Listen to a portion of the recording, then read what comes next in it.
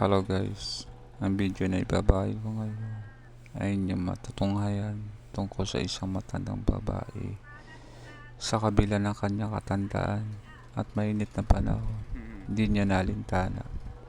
Maaga pa lang, araw-araw aking masaksihan ang kanyang kasipagan. Duman sa harap ng aming munting tindahan, bitbit ang isang supot na puno ng basahan para maghanap buhay sa bayan at may sustento sa pamilya at sa kanyang sariling pangangailangan. Isang araw, nagkaroon ako ng pagkakataon na makausap si nanay. Habang naglalakad, akin natanong kung siya ba ay kumain ng umagahan bago magtinda ng basahan. Kaya sagot ni nanay, hindi pa. Kaya naman aking pinaupo saglit at binila ng kape at pandesal. Habang ako'y papalayo, natutulog ang puso ko sa kalagayan ni nanay. Sa kabila ng kanyang katandaan, kinakailangan pa ni nanay maglako ng basa at tumungo sa bayan nang walang man lang at almusal.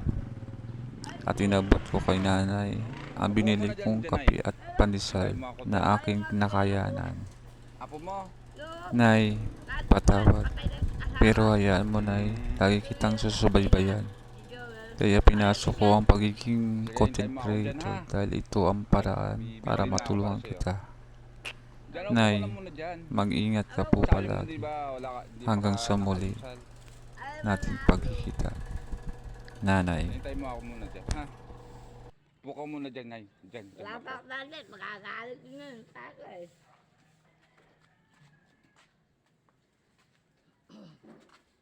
Lalasin sa akin. Baka bigla umulan.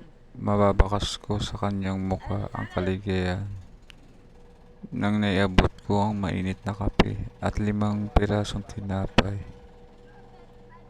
At nagsabi, maraming salamat sa iyong tulong. Awang-awa naman ako kay nanay. Ngunit pero wala akong magawa.